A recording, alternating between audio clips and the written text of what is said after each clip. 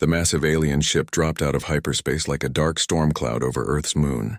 Captain Vexitar stood on the bridge of the Hegemony's Pride, his reptilian eyes fixed on the blue planet below. His scaled hands gripped the command rail as he studied the primitive world that would soon bow before the Galactic Confederation. "Another easy conquest," hissed Sub-Commander Krell from beside him. "These humans have barely reached their own satellite. They will surrender within hours." Vexitar nodded. In his 40 years of service, he had overseen the subjugation of dozens of worlds. The pattern was always the same.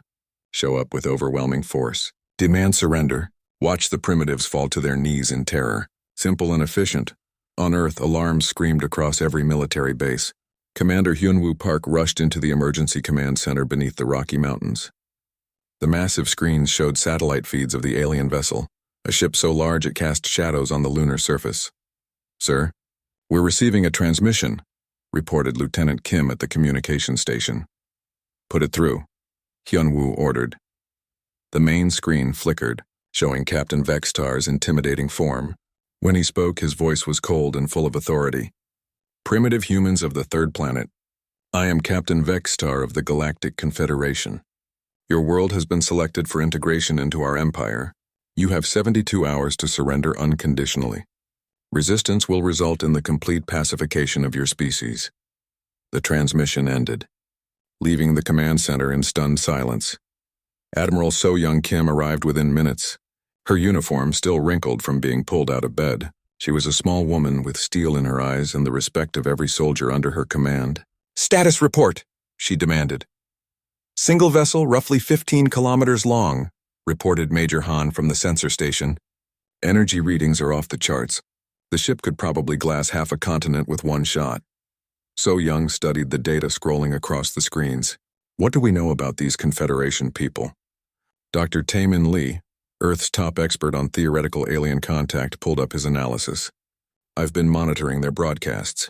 They've done this before many times. From what I can decode, they've conquered 47 different species. Always the same method. Show force, demand surrender, then enslave the population." "How long do their targets usually hold out?" Hyunwoo asked. "Most surrender immediately. The longest resistance lasted 6 hours. So-Young walked to the strategic display showing Earth's defenses. To most people, it looked hopeless. One alien supership against a planet that had only just started exploring space. But So-Young saw something else. She saw 20 years of secret preparation.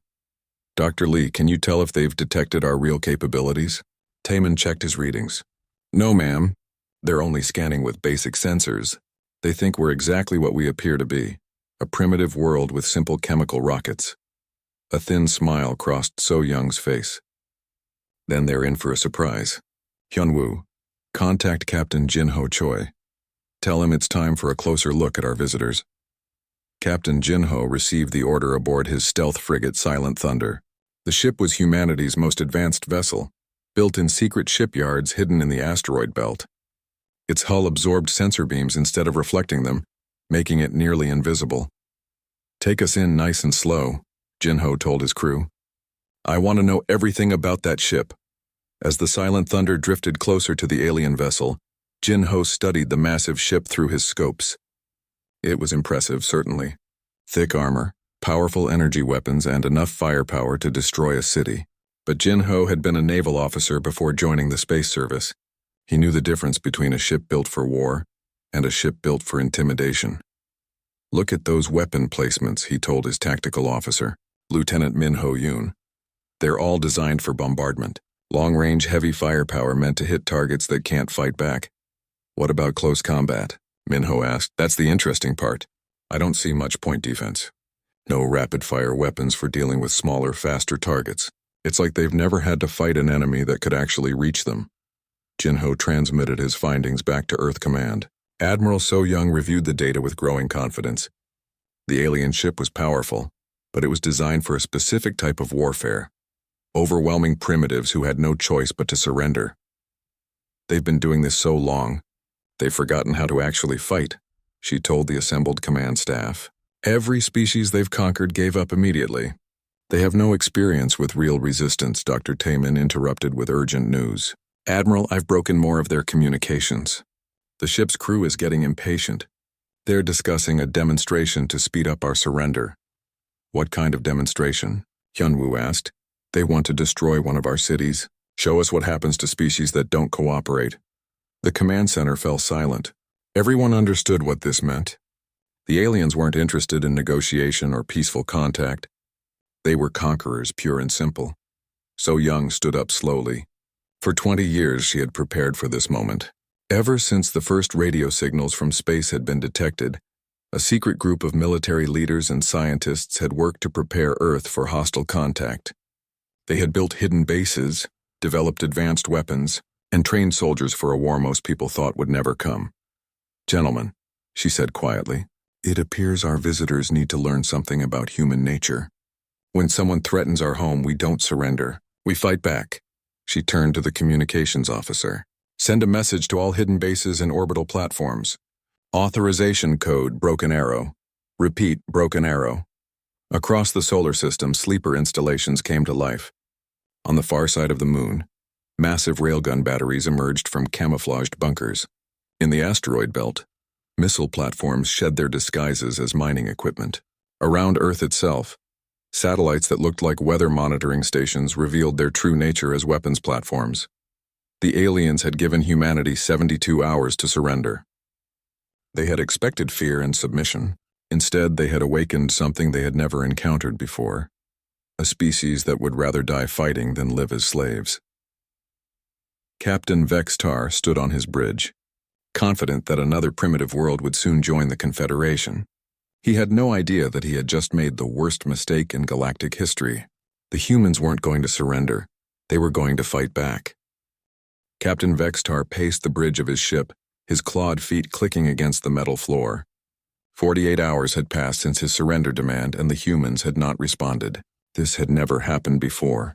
"They mock us with their—" "Silence," growled Subcommander Krell. "No primitive species has ever ignored the Confederation for this long." Vextar stopped pacing and stared at the blue planet below. In all his conquests, every species had either surrendered immediately or sent desperate pleas for mercy. The humans had done neither. They had simply gone silent. "Perhaps they do not understand the gravity of their situation," Vextar said. "We will provide them with a demonstration. Target their largest population center." "Captain, which city should we strike?" asked the weapons officer. "It does not matter. Choose any large settlement. We will destroy it completely. When the other humans see what happens to those who defy us, they will surrender quickly enough." Krell consulted the tactical display. "There is a city called Sydney with over 4 million inhabitants. It will make an excellent example." "Perfect. Launch a strike squadron. 30 ships should be more than enough to reduce the city to ash." Down on Earth, Lieutenant Min Ho-yoon was on duty at Luna Base when his sensors detected the incoming alien craft. The hidden base was built inside an old mining tunnel on the moon's dark side, invisible to anyone who didn't know exactly where to look. "Contact. 30 bogies heading for Earth. Trajectory suggests they're targeting Sydney," he reported to his commander. "Understood. Activate the grid. All stations, this is Luna Base. Code Red. Repeat, Code Red." Across the Earth-Moon system, humanity's secret defenses came online. Admiral So Young had spent 20 years preparing for this moment. The defense grid was the result of international cooperation on a scale never seen before. Every major nation had contributed money, technology, and their best people. In orbit around Earth, satellites that looked like simple communication relays revealed their true purpose. Armored panels slid away, exposing powerful laser arrays and missile launchers. On the moon's surface, massive railgun installations emerged from hidden bunkers. Deep in Earth's oceans, submarine-launched platforms rose to the surface, their weapons tracking the incoming alien ships. The alien strike squadron flew toward Earth, confident in their mission. They had done this hundreds of times before. Primitives never had defenses capable of stopping Confederation technology. It would be a simple bombardment. They were still congratulating themselves when the first railgun slug punched through. The lead ship's hull at 30% the speed of light. Commander Vextar watched in disbelief as his strike force died. Ship after ship exploded or went dark, as streams of projectiles and energy beams reached out from seemingly empty space. In less than 10 minutes, 30 of his finest vessels had been destroyed without landing a single shot on the human city. "Impossible," Krell hissed. "The humans are primitives. They barely have chemical rockets. Apparently we were wrong, Vextar said grimly. He studied the tactical display, trying to understand what had happened.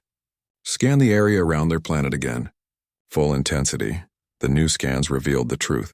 Earth was surrounded by a network of defensive stations that had been completely invisible to their previous searches. Somehow these primitive humans had technology capable of hiding from Confederation sensors.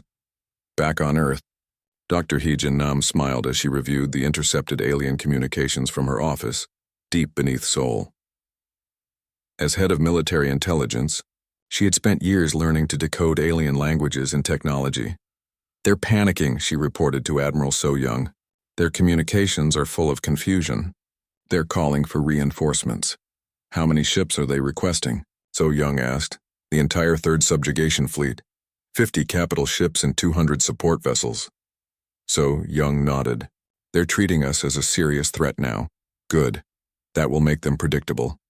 While the aliens called for help, Captain Jinho Choi was preparing humanity's first counterattack.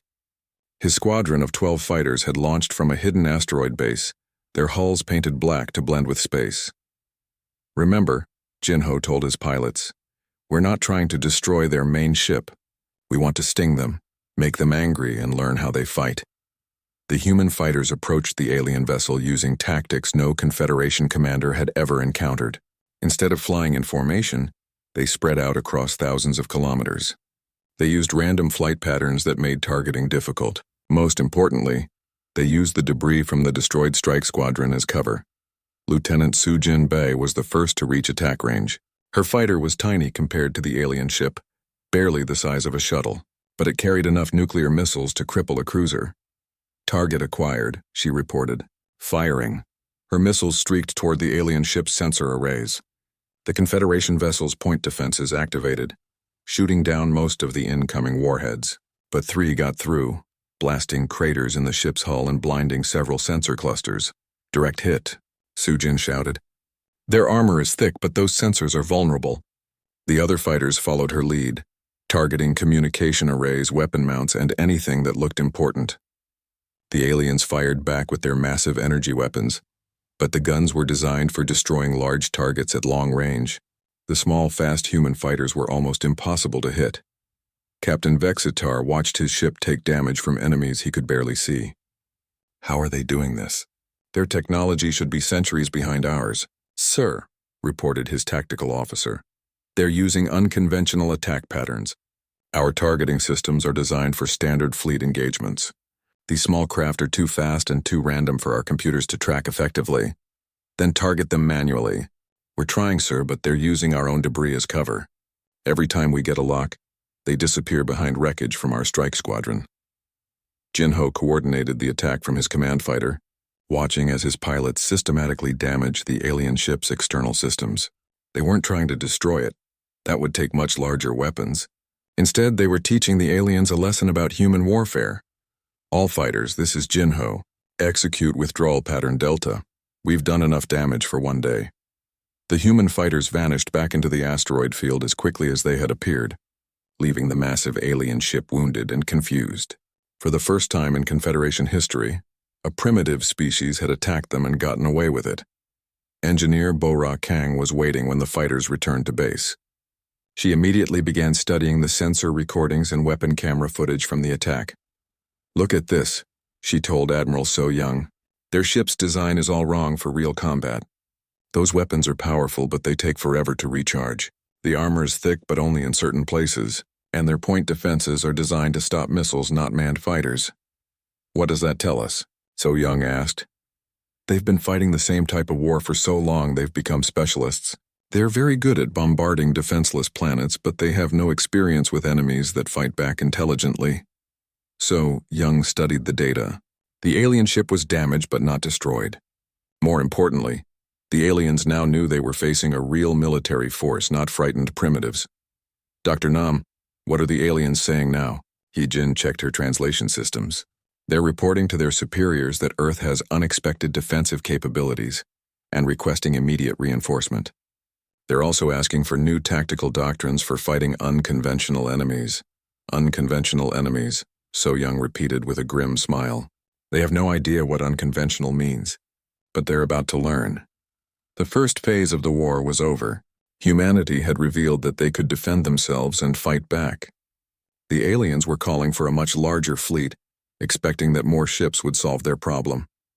They still didn't understand what they were really facing. The humans weren't just defending their planet. They were fighting for their freedom, their families, and their future.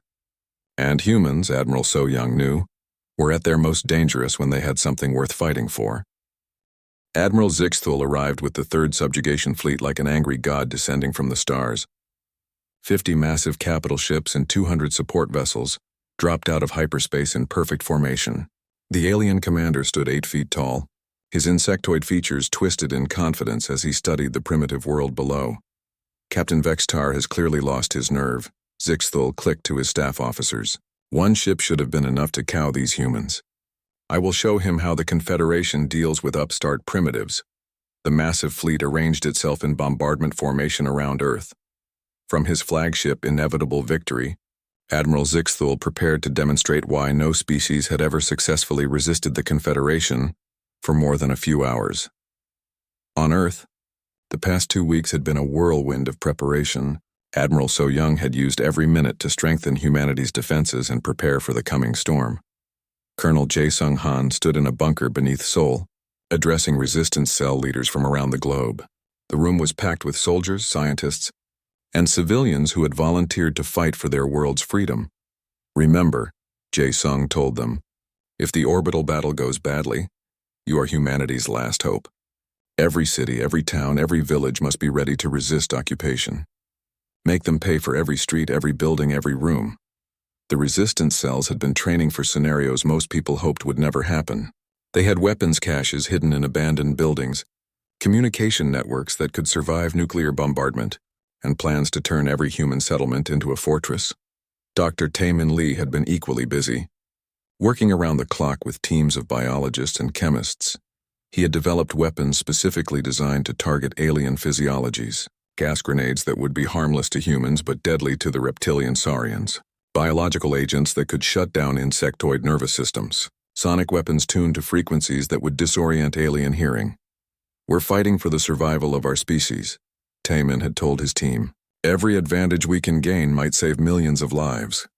Commander Ye Jin-oh had coordinated with the off-world mining colonies to create supply networks the aliens couldn't detect. Hidden bases in the asteroid belt were stocked with weapons, fuel, and spare parts. Sleeper agents on distant mining stations were ready to activate if Earth fell. But the most important preparation was happening in orbit. Earth's shield generators, disguised as weather control stations, had been quietly powering up for days. When Admiral Zixthul began his bombardment, he would discover that the humans had learned from their previous encounters. All ships, Zixthul commanded, begin planetary bombardment. Target the largest population centers first. These humans must learn the price of defying the Confederation. Energy beams powerful enough to boil oceans lanced down toward Earth's major cities. New York, London, Tokyo, and dozens of other metropolitan areas were targeted for complete destruction. The beams struck Earth's atmosphere and simply stopped. Impossible, Zixthul screeched. Nothing can stop a Confederation bombardment array. His sensor officers frantically scanned the planet below. Sir, there appears to be some kind of energy barrier surrounding the entire planet. Our weapons are being absorbed or deflected. The shield generators that Dr. Taemin's team had disguised as weather stations were working perfectly. 20 years of secret research had produced a planetary defense system that could absorb and redirect enormous amounts of energy. Admiral So Young watched the bombardment fail from her command center. Now they know where we are, she said calmly. All orbital platforms, you are free to engage. Hidden railgun installations across the moon opened fire simultaneously. Streams of projectiles moving at incredible speeds reached out to touch the alien fleet. The Confederation ships focused on bombarding the planet were caught completely off guard. 3 support vessels exploded immediately as railgun slugs punched through their hulls. Warning alarms screamed across the alien fleet as commanders realized they were under attack from multiple directions. How many weapon platforms do they have? Zixthul demanded. Sensors indicate at least 50 major installations, sir, and there appeared to be hundreds of smaller platforms we didn't detect. Captain Jinho Choi was ready for this moment. Operation Hornet Swarm had been planned down to the last detail. Across the solar system, thousands of small human ships powered up their engines and began converging on the alien fleet. The ships weren't much to look at individually. Most were converted mining craft, cargo haulers, and civilian transports. But each one carried a volunteer pilot and enough explosives to cripple a capital ship. More importantly, there were too many of them for the aliens to track. All Hornets, this is Jinho. Remember, we only get one chance at this. Make your shots count. Lieutenant Sujin Bei was flying a converted asteroid miner called Lucky Strike. Her ship was slow and clumsy, but it was also small enough to slip past the alien point defenses. As she approached the enemy flagship, she thought about her younger brother back on Earth. This is for everyone who can't fight back, she whispered, arming her nuclear charges. The alien fleet tried to respond to the swarm attack, but their tactical doctrine had no answer for this kind of assault. Point defense systems designed to stop missiles couldn't track thousands of individual ships. Energy weapons meant for long-range bombardment couldn't turn fast enough to hit small, fast targets. Sujin's ship was hit by defensive fire just as she reached her target. The Lucky Strike began breaking apart, but she held her course. The ship's hull glowed white-hot as she rammed it into the alien flagship's bridge section. The explosion tore through 3 decks of the inevitable Victory. Admiral Zixthol died instantly, along with most of his command staff. His final thoughts were of disbelief that primitives could coordinate such an attack. Across the fleet, other human pilots were making similar sacrifices. Commander Donghyun Seo flew his fighter straight into an alien dreadnought's main reactor. The resulting explosion took out 2 nearby support ships as well. Captain Woo Jin Kim led a squadron of converted cargo ships against the alien supply vessels. Without armor or heavy weapons, the human pilots had to rely on speed and surprise. They darted between the larger ships like insects, planting explosive charges on vital systems before escaping into space. Target their engines, Woo Jin ordered. If they can't move, they can't retreat. The battle lasted 6 hours. When it ended, the mighty Third Subjugation Fleet was in ruins. 40% of their ships had been destroyed or disabled. The survivors limped away from Earth, their confidence shattered. In the aftermath, Admiral So Young surveyed the battlefield from her command ship. Human casualties had been heavy. Nearly 3,000 pilots had died in the swarm attack. But they had achieved something no other species in galactic history had managed. They had defeated a Confederation fleet in open battle. Admiral, reported Captain Jinho, we're receiving transmissions from the surviving alien ships. They're requesting permission to retreat. Denied, So Young said firmly. They came here to destroy us. Let them understand what that choice cost them. Dr. Hyojin Nam was monitoring alien communications from across the galaxy. The news of the fleet's defeat was spreading through Confederation space like wildfire. For the first time, subject species were hearing that the Confederation could be beaten. Ma'am, she reported to So Young, we're picking up unusual activity on several conquered worlds. The aliens are having to reinforce their garrison fleets. Some species are beginning to resist, So Young nodded. This was what she had hoped for. The defeat of the Third Subjugation Fleet wasn't just a military victory. It was proof that the Confederation wasn't invincible. Colonel Jae-Sung Han was already planning the next phase. If other species are starting to rebel, we need to help them. We can't let the Confederation concentrate all their forces against Earth. Agreed, So Young said. But first, we need to deal with the remaining alien ships in our system. They're wounded, but they're still dangerous. The surviving Confederation vessels had retreated to the outer solar system, trying to regroup and call for help, but human forces were already moving to intercept them.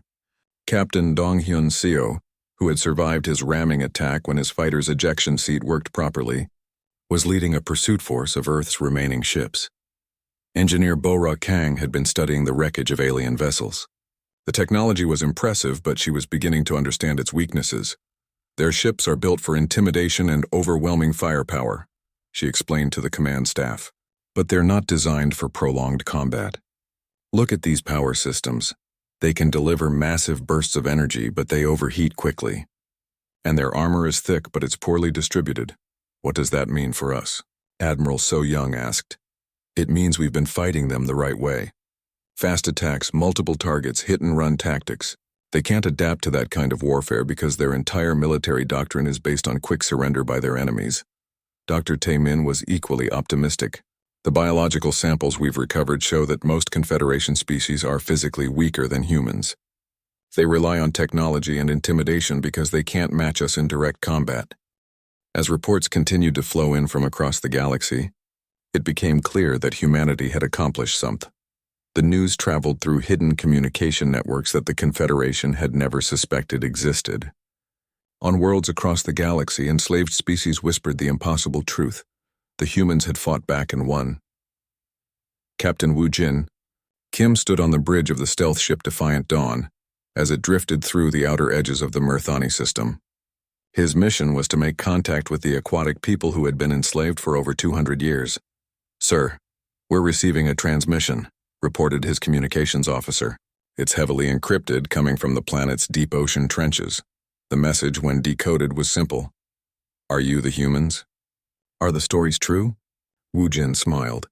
Word of Earth's victory was spreading faster than the Confederation could contain it. "Send a reply. Tell them the stories are true, and we're here to help."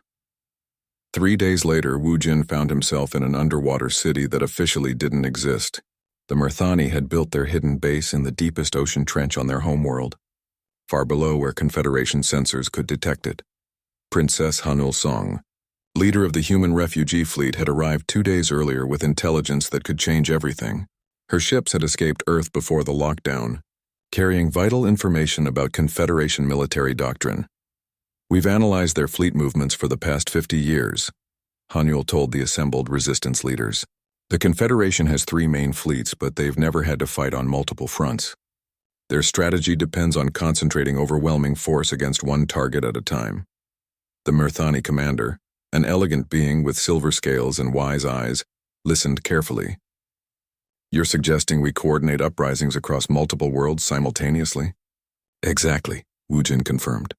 "If we can force them to spread their forces thin, no single world will face the full might of their military." Dr. Kyung-Soo Lim had been working around the clock to develop what he called liberation packages, compact bundles of technology and tactical knowledge that could be smuggled to enslaved worlds. Each package contained instructions for building improvised weapons, setting up secure communications, and coordinating resistance movements. "The key is simplicity," he explained to his team. "These people have been enslaved for generations. They need weapons they can build with basic materials and tactics they can learn quickly." The packages included plans for explosive devices made from common chemicals, communication systems that could hide in existing infrastructure, and detailed information about Confederation military weaknesses that human forces had discovered. Meanwhile, back on Earth, Admiral So Young was planning the most ambitious operation in human history. Intelligence reports showed that the Confederation was pulling ships from garrison fleets across the galaxy to prepare for a massive assault on Earth. "They're making the same mistake we hoped they would," she told her staff. "They're so focused on crushing us that they're weakening their control everywhere else." Commander Seung-Ho Park, younger brother of the late Commander Hyun-Woo Park, had volunteered to lead the most dangerous part of the plan. Operation Sparks of Freedom would send small teams of human volunteers to 20 different worlds, each carrying the tools and knowledge needed to start uprisings. "We're not trying to win these battles," Seung-Ho explained to his team leaders. "We're trying to start fires that the Confederation can't put out, create chaos, force them to divide their attention, and give the local populations hope that resistance is possible." The volunteers were some of humanity's best soldiers, scientists, and engineers. Each team was small enough to avoid detection, but skilled enough to make a real difference. They carried advanced weapons, communication equipment, and detailed intelligence about their target worlds.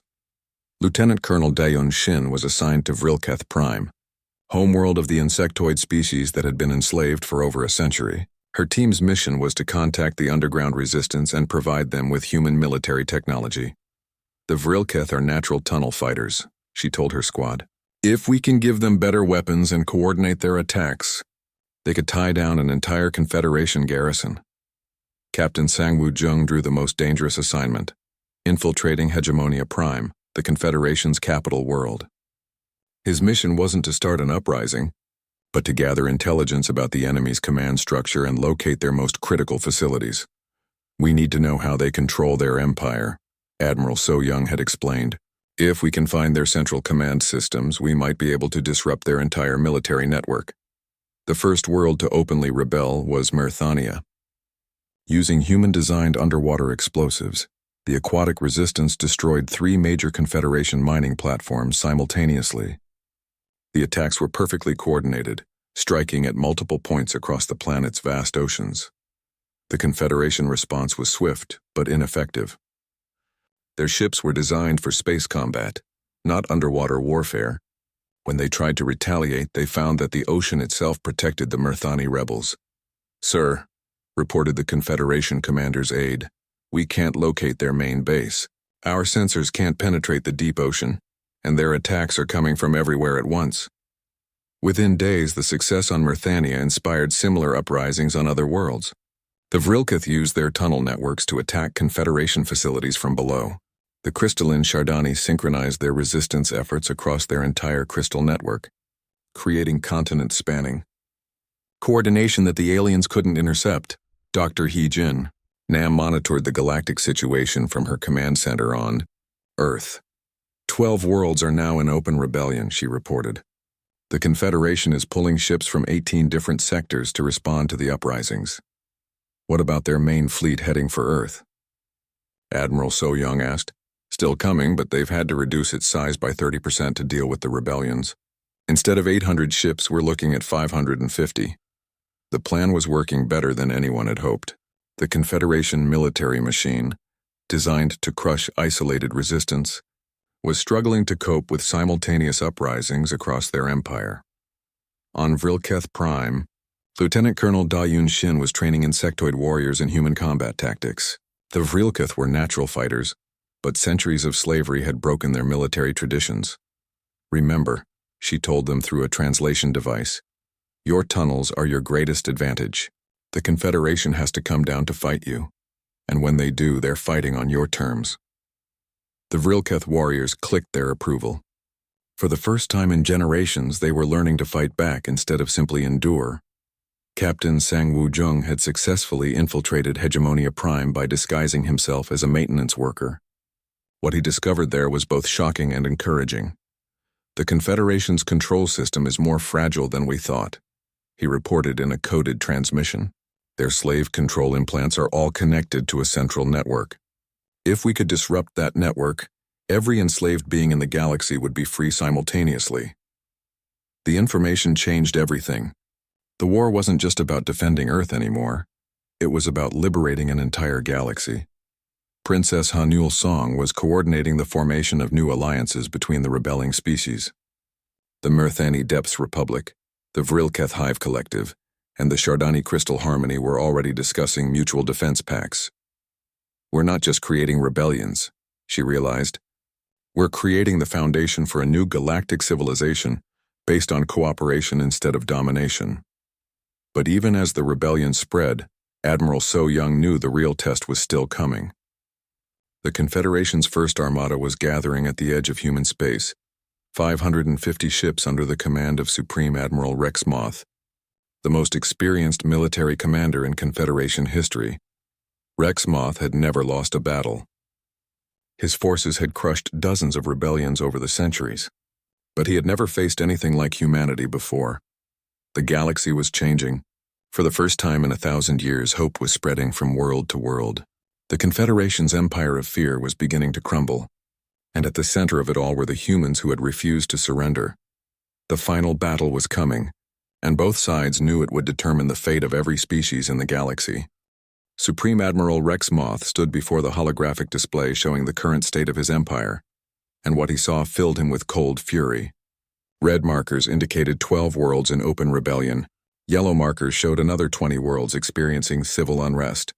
Green markers, representing loyal Confederation territories, were becoming increasingly rare.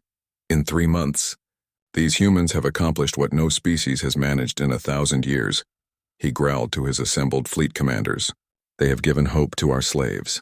The first armada was the largest military force ever assembled in galactic history. 550 capital ships, supported by 2,000 smaller vessels, all under the command of the Confederation's most experienced admiral, Rexmoth had crushed 47 rebellions over his long career. He intended to make the humans his 48th. "Sir," reported his intelligence officer, "we've lost contact with the garrison fleets on 6 more worlds. The rebellions are spreading faster than we can respond." Rexmoth studied the tactical display. The humans had been clever, forcing him to choose between defending his empire and destroying Earth. But he was confident in his decision. Once humanity was eliminated, the other rebellions would collapse without their inspiration. All ships prepare for hyperspace jump to the Sol system. We will end this human threat once and for all. On Earth, Admiral So-Young was preparing for humanity's greatest gamble. Operation Prometheus would be the most audacious assault in human history, a direct attack on the Confederation's main shipyards in the Centaurus sector. The intelligence from Captain Sangwoo is clear, she told her commanders. If we can destroy their shipbuilding capability, they won't be able to replace the ships we're destroying. Without new vessels, their empire will eventually collapse. The combined human-allied fleet was an impressive sight. 200 human ships fought alongside vessels from a dozen different species. Murthani submarines converted for space combat, Rilketh ships that looked like flying crystals, and Shardani vessels that seemed to be carved from single gems. Captain Jinho Choi commanded the assault force from the bridge of humanity's first true dreadnought, the Unconquered. The massive ship had been built using technology shared by their new allies, combining human engineering with alien innovations. All ships, this is Jinho. Remember, we're not just fighting for Earth anymore. We're fighting to free every enslaved being in the galaxy.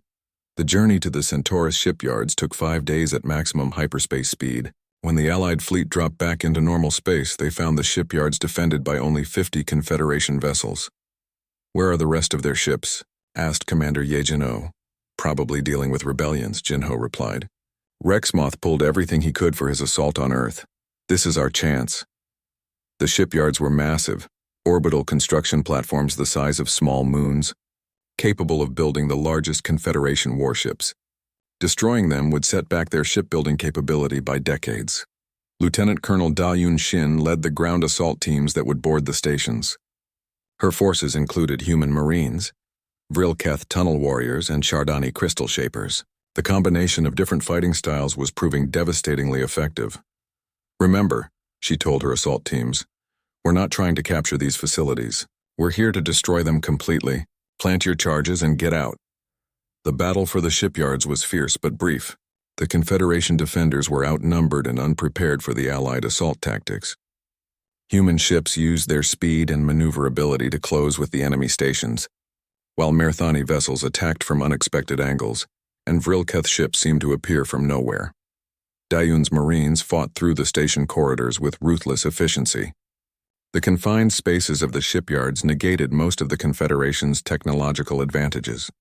Energy weapons were dangerous to use in pressurized environments, and the aliens' heavier armor actually slowed them down in close combat. Charges placed on the main reactor, reported Sergeant Minki Park. "We need to evacuate in 30 minutes. The evacuation was complicated by fierce resistance from Confederation Marines, but the human forces had learned to work with their alien allies.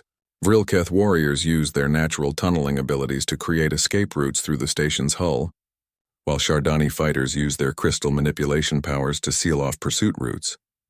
When the charges detonated, the explosions could be seen from light years away. 3 major shipyard complexes and dozens of ships under construction were completely destroyed. The Confederation's ability to build new fleets had been crippled, but the real prize was the intelligence that Captain Sangwoo Jung had discovered on Hegemonia Prime. Deep in the planet's core was a massive transmitter that controlled every slave implant in the galaxy. If they could reach it and broadcast a liberation signal, every enslaved being would be free simultaneously. "It's a suicide mission," Admiral So-Young told the volunteer team. "The planet is the most heavily defended world in the galaxy. Getting to the core transmitter will require fighting through the entire planetary defense network." Dr. Haye-Jin Nam had volunteered to lead the infiltration team despite knowing the odds. "Someone has to do it," she said simply. "If we can free all the slaves at once, their rebellions will become revolutions." The team that landed on Hegemonia Prime was small but highly skilled. Dr. Haye-Jin, Captain Wu Jin, and 20 of humanity's best special forces soldiers. They carried advanced stealth technology and enough explosives to level a city. The underground journey to the planet's core took 3 days. The tunnels were guarded by automated defenses and patrolled by elite Confederation troops. The human team used every trick they had learned: stealth technology, diversionary attacks, and pure human stubbornness. "Movement ahead," whispered Sergeant Bomi Lee. 20 guards, heavily armed. Captain Wu Jin studied the tactical situation. The tunnel ahead was too narrow for a firefight, and going around would take hours they didn't have. "Dayun, think you can tunnel through that wall?" Lieutenant Colonel Da Yun, who had joined the mission after the shipyard assault, examined the rock wall. "Give me 10 minutes and enough explosives." The explosion brought down half the tunnel, but it also opened a new passage that bypassed the guard post. The team continued toward their target, leaving behind confused Confederation troops who couldn't understand how the humans had simply vanished. Meanwhile, back in the Sol system, Supreme Admiral Rexmoth had arrived with his massive fleet, but instead of finding a cowering, primitive world, he discovered a carefully prepared trap. The humans had spent months turning their entire star system into a fortress. Asteroid bases, hidden weapon platforms, and mobile defense stations created overlapping fields of fire. More importantly, ships from allied worlds had gathered to stand with humanity. "This is Admiral So Young of the Earth Defense Force," came the transmission to Rexmoth's flagship. "You are not welcome in our system. Leave now or face the consequences." Rexmoth laughed at the audacity. 500 ships against perhaps 100 primitives and their newly freed slaves. The outcome is certain. But as the battle began, Rexmoth discovered that the humans had learned from every previous engagement. They didn't try to match his fleet ship for ship. Instead, they used the entire solar system as their battlefield. Human ships lured Confederation vessels into asteroid fields where hidden weapons platforms could ambush them. Allied ships used hit-and-run tactics that prevented Rexmoth from bringing his superior numbers to bear effectively. Most frustrating of all, the humans seemed to be everywhere at once. "How many ships do they have?" Rexmoth demanded. "Intelligence suggests no more than 200, sir. But they're using unconventional deployment patterns. Our tactical computers can't predict their movements." The battle raged for hours, with neither side able to gain a decisive advantage. Rexmoth's ships were more powerful individually, but the human alliance was more flexible and creative in their tactics. Deep beneath Hegemonia Prime, Dr. He Jin's team had finally reached the core transmitter. The massive device sat in a chamber carved from solid rock, humming with the power needed to control billions of minds across the galaxy. There, He Jin pointed to the central control node. "If we can overload that system and broadcast the liberation frequency, every slave implant in the galaxy will shut down simultaneously." Captain Wu Jin was setting up the transmission equipment when alarms began sounding throughout the facility. "They've found us. We've got maybe 10 minutes before this place is overrun." He Jin worked frantically to upload the liberation signal into the transmitter's systems. The Confederation security programs fought back, trying to prevent the upload. But human computer viruses were unlike anything their systems had encountered. "Upload at 60%, she reported. "I need more time." "Time we don't have," Wu Jin replied as explosion sounds echoed from the tunnels above. "Rexmoth's best troops are coming for us." The final assault came just as the upload reached 90%. Elite Confederation guards poured into the chamber, their energy weapons lighting up the darkness. Wu Jin's soldiers fought back desperately, but they were vastly outnumbered. "Upload complete," He Jin shouted. "Broadcasting liberation signal galaxy-wide."